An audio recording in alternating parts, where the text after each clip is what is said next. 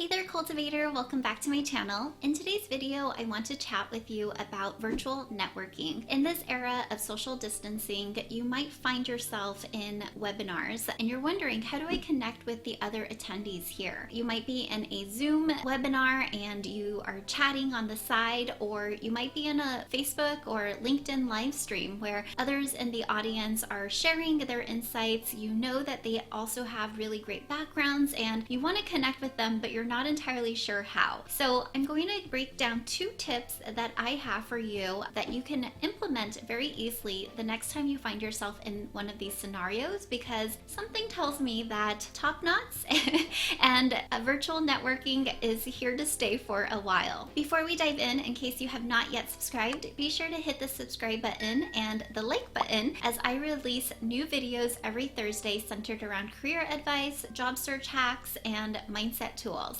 All right, let's dig in.